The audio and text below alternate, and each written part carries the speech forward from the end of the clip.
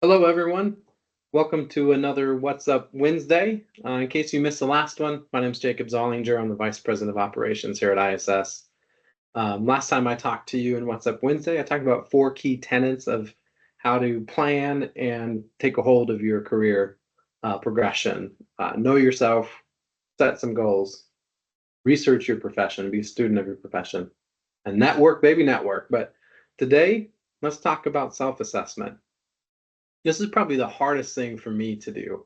Personally, I find it very difficult to sit back and say what I'm good at or bad at. And I kind of constantly battle the ego and the practical side of exactly what I bring into an organization or a position. So I like to think about self assessment this way. It's an evaluation process where you look at your own skills, weaknesses, interests, values, and personality traits to really understand you, and in particular, you in relation to your career and what you want to make out of it.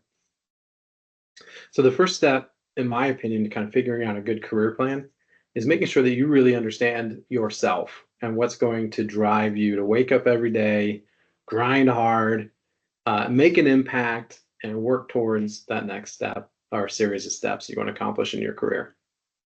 And probably the most important part out of all of that is making the biggest, most positive impact you can on that part of your career in terms of where you work and what you do. So let's start exactly how we do this. There's a few key things. First, make a skills inventory. Figure out what your hard and soft skills are. And I'm going to talk about exactly what those mean. So hard skills are things like data analysis, software development, technical expertise in a certain area. For example, I'm a certified safety professional. So I have background and experience and expertise in understanding best practice and regulatory compliance for occupational safety and health. Start with a really good list of those types of hard skills, the things that make you marketable to potential employers and positions, and why you'd be a good fit for any particular role. Next, stack those up against your soft skills.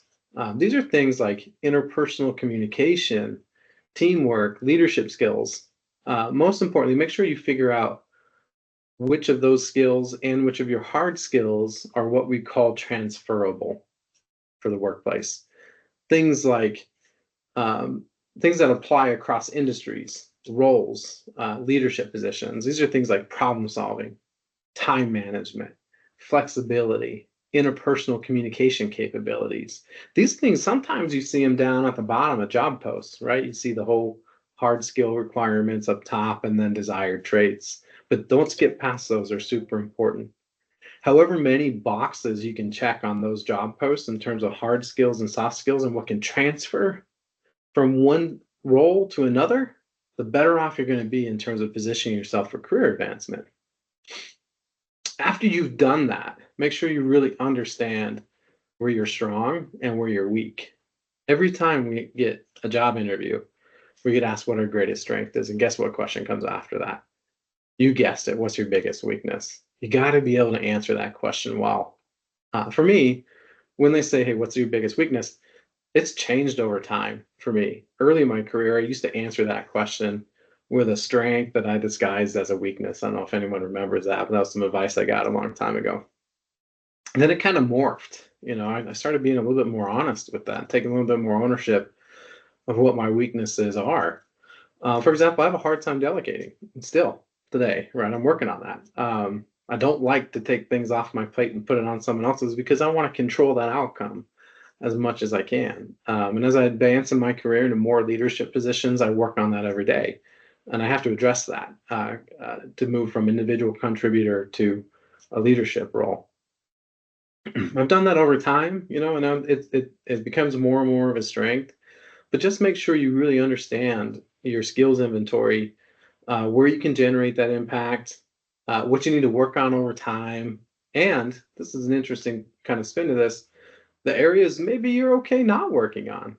For example, maybe you're okay knowing that you're really introverted and interpersonal communication in the workplace is not one of your strengths. It's one of your weaknesses. But let's say you're super good at data analysis and you can work with data all day long. That's where your passion lies.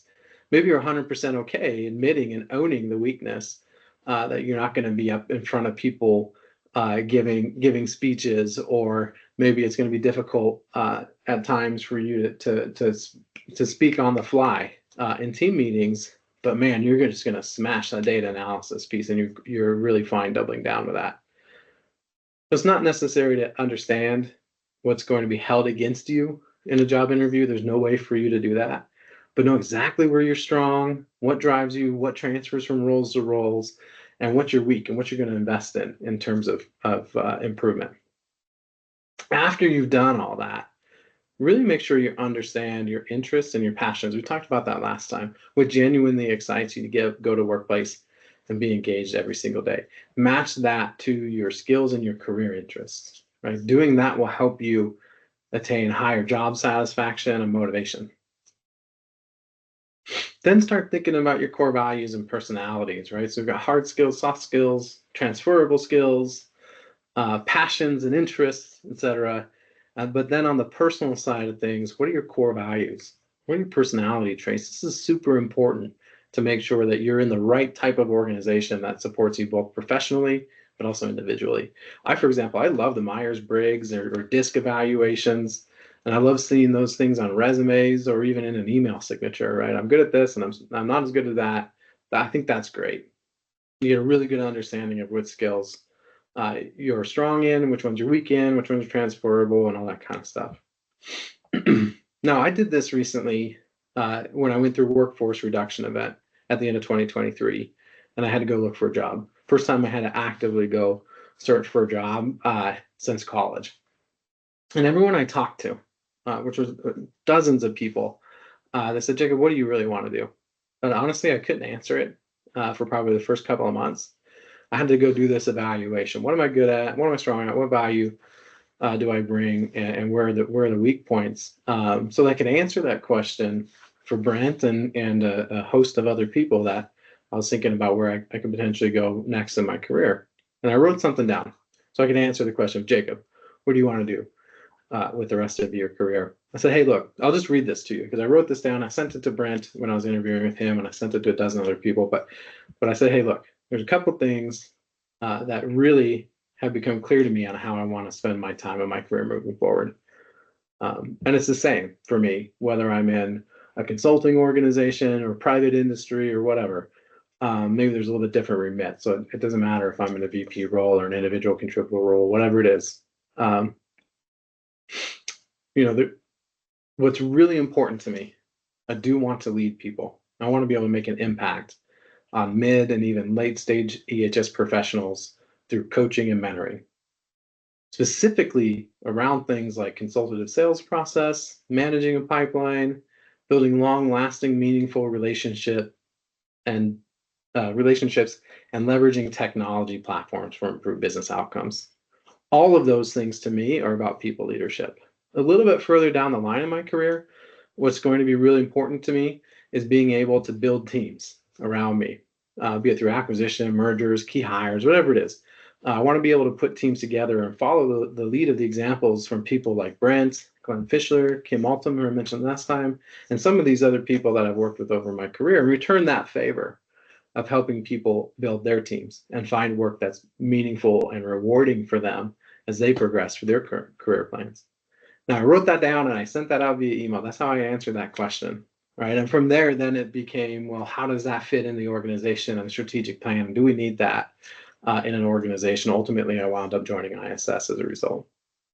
Key point is, you don't have to answer that question as I want to be the vice president of operations at ISS, or I want to be the world's, foremost expert in something. You want to highlight the things that are going to drive you and provide passion in your daily work life. That's the key to assessing yourself, in my opinion. Coalesce your skills, your hard skills, soft skills, transferable skills, into a clear statement of what's going to bring your best self to any organization and role. And I want you to take that home with you from today's What's Up Wednesday. Next, What's Up Wednesday, we'll focus on not just evaluating your skill set, but setting some goals around those, some realistic and attainable goals. So I hope you enjoyed this What's Up Wednesday. We'll see you next time.